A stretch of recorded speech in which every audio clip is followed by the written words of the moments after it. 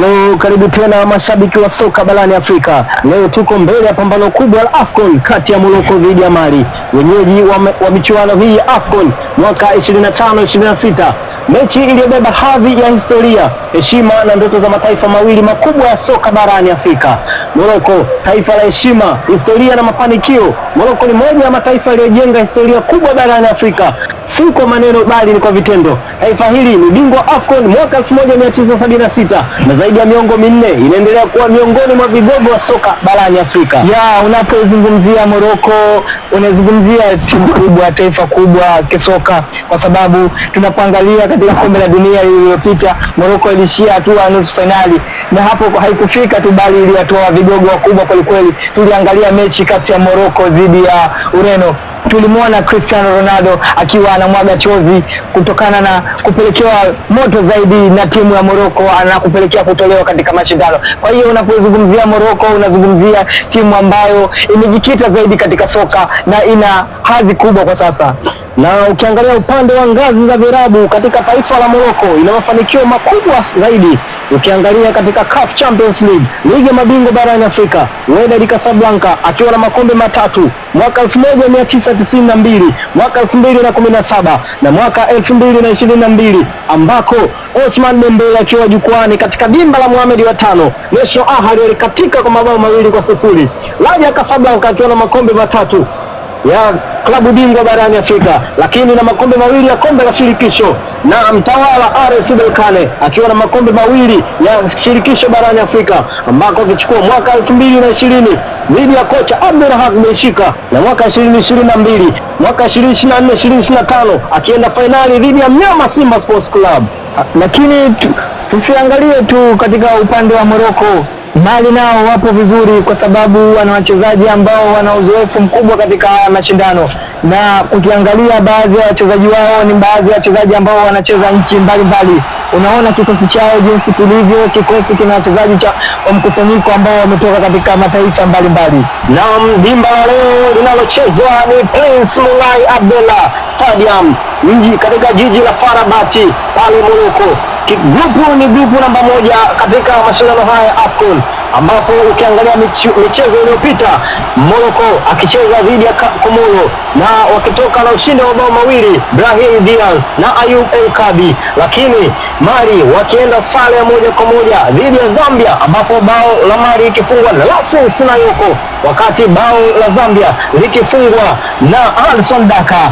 Na marefa wa mchezo wetu wa leo ni Abdul Yefik ambaye anatokea katika taifa la Cameroon. Huyu ni refa ambaye ana uzoefu mkubwa katika mashindano haya na mashindano mengi, kwa sababu ameshachezesha mashindano makubwa zaidi na ana uzoefu mkubwa. Tukiangalia na assistance wake kina Jean Jacques Gambo ambaye huyu ni refari kutoka Kongo kule. Huyu refa ameshachezesha mashindano ya ndani ya CAF ambayo amechezesha sana mashindano ya kabingwa na kupata uzoefu mkubwa na kuaminiwa leo katika mtanange huu mkubwa, leo kuaminiwa kuchezesha katika mtanange huu mkubwa. Pia tunao Mustafa Haibal ambaye ni refari kutoka Algeria. Pia huyu naye ameshachezesha sana mashindano ya ndani ya Afrika ambayo amechezesha kabingwa na shirikisho. Kwa hiyo ana uzoefu mkubwa sana wa kuchezesha mashindano kama haya. Ni kukumbushe tu jukwani hapa namuona Kylian Mbappe, ambapo amekuja kumwangalia swaiba wake Achraf Hakimi kutoka pale Paris Saint-Germain, lakini pale tukimwangalia Ballon d'Or boy huyu ni Ousmane Dembele, ambaye yeye ni mashemeji zake leo wanaoingia dimbani hapa Morocco. Tukukumbushe tu huyu Ousmane Dembele ameoa hapa Mohamed wa tano hapa Morocco, na ukumbushe katika fainali ya klabu bingwa barani Afrika mwaka 2022 kati ya Wydad Casablanca dhidi ya National Ahli, Ousmane Dembele alikuwa jukwani akishuhudia Ahli akipasuka kwa mabao 2-0. Na sasa twende tukaangalia vikosi vya timu zote mbili, ambapo ikianza na wenyeji Morocco, kocha wao Walid Regragui, ambapo anatumia mfumo 4-3-3. Huu ni mfumo wa kushambulia. Golikipa akianza Yassine Bonu ambaye anacheza kule Japani, Nasor Mazalawi, Naed Aguer, Jawad El Yamir, Achraf Hakimi, Nail El Ayanoui, Sofiane Amrabat, Azladin Aunai, Brahim Diaz kutoka Real Madrid, Sofiane Rahim na Ismail Seibar. Huku sabu tukiangalia kuna El Mahdi, Abdallah Hamid, Adam Masina, Bilal El Hanai, ana Elias Akoui. Huyu ni mchezaji kinda kutoka FC Barcelona, na kikosi cha Mali kama kinavyoonekana. Tukiangalia kwanza, kocha wao ni mzawa kabisa, kocha Eric Sekuu Chele. Huyu ndio kocha wa kikosi cha Mali ambaye leo ameingia na mfumo wa 4-2-3-1. Pia golini katika kikosi chake, golini amemwanzisha Djigui Diarra. Huyu ni mchezaji ambaye anacheza kule Tanzania katika kikosi cha Young Africa.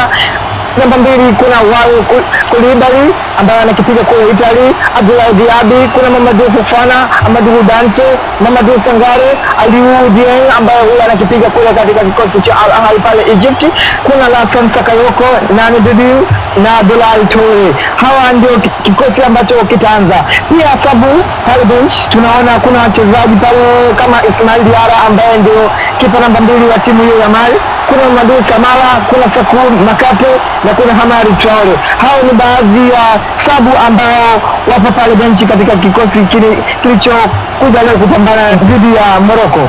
Hakika leo ni pambano la historia dhidi ya njaa, uzoefu dhidi ya nguvu, jina kubwa dhidi ya ndoto kubwa. Morocco wanakuja na makombe, wakati huo Mali wanakuja na moto. Gozi la ng'ombe linawekwa katikati pale kwa ajili ya kwanza. Haya, mwamuzi anakwenda kuangalia, anakagua pale, wote wako vizuri. Haya, Mali wanakwenda kuanzisha mchezo ule. Aliou Dieng anarudisha kule nyuma kwake Wawi Koulibaly, Abdoulaye Diaby, Mamadou Fofana, Amadou Dante anarudisha kule nyuma kumtafuta Djigui Diarra. Diarra anamwambia tengeneza shape wewe, weka pale, anamwangalia nani tena, anaanza na Lassana Sakayoko, cheza kule mpira mmoja mrefu kule, anapoteza. Achraf Hakimi anakamata. Haya, Ainawi, Sofiane Amrabat, Zedine Ainawi, Brahim Diaz. Sasa Brahim Diaz anakwenda namna gani pale? Brahim anajaribu kupita pale, mwamuzi anasema namna gani ile, weka mpira hapa, umechezewa foul. Aliou Dieng alizama mgongoni, akaingia na zote, wachezaji wa Morocco wanakwenda kumzenga refa. Namna gani ile, nikikadiria ni mita 23 katika lango la Mali. Namna gani hapa? Kwanza wanabidi wamtizame sana Brahim Diaz. Brahim Diaz ni mchezaji ambaye ana uzoefu mkubwa, kwa sababu anakipiga katika klabu kubwa duniani pale Real Madrid, Europe pale Hispania. Kwa hiyo uzoefu aliokuwepo nao anautumia katika mechi kama hizi ili kusaidia timu yao ya Morocco. Kwa hiyo Mali wanatakiwa pale kati waweze kumkama vizuri Brahim Diaz ili asiweze kuwaletea madhara. Haya, anakwenda kucheza mpira ule nani? Sasa mwamuzi anasema ngoja wewe tulia, ukisikia filimbi yangu ndo upige mpira, sawa? Nasser Mazraoui kutoka Bayern Munich Ujerumani, huyu ni right back. Haya, sasa wanakwenda, tunaangalia namna gani anakwenda kupiga. Mazraoui anaanza mpira mmoja kule kwake na yuko Aguero. Jawad El Yamek anakwenda kumtafuta nani? Achraf Hakimi. Sasa wanajaribu kupenya kule, Hakimi inakwenda nje ile. Namna gani Achraf Hakimi angeweza kuona, aliona na option nzuri pale.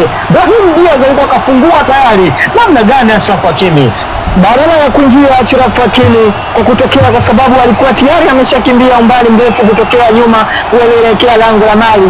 Alichofika pale ndani ya boksi hakuwa na wazo jingine lolote, kwa sababu akili ilikuwa imeshachoka. Aliamua kwenda kupiga kwa sababu alikuwa na uhakika anaenda kuskoa ile goli, lakini mguu yake ilikosa ramani ya kuelekea katika lango hilo, na akapelekea asimuone Brahim Diaz aliyekuwepo karibu na aliyekuwepo katika eneo zuri la kuweza kuskoa ile goli, na akaamua kupiga juu. Ila wamchunge sana huyo Hakimi, akija mara 2 mara 3 litatokea jambo hapa. Na nikukumbushe tu, Brahim Diaz ndiye mchezaji aliyeanza kuandika mabao katika taifa la Morocco katika mechi dhidi ya Komoro. Ni mchezaji mmoja wa kuchungwa sana. Dakika ni 43, 2 msalia kuelekea mapumziko. Sofiane Amrabat.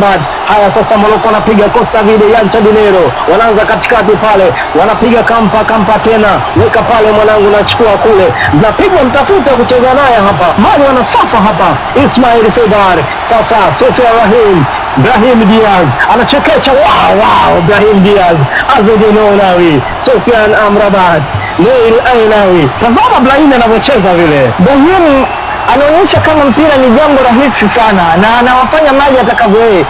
Mali wanatakiwa kuhakikisha wanamchunga sana Brahim Diaz. Niliongea hapo mwanzo kwa sababu nilikwambia kwamba Brahim Diaz ana uzoefu mkubwa haya mashindano, kwa hiyo anautumia uzoefu wake kwa ajili ya kuwachanganya pale viungo wa klabu ya Mali. Nasser Mazraoui anakwenda kumtafuta naye Avero Jawad anakwenda kwa Imran Hakimi, anapoteza anacheza Djigui Diarra.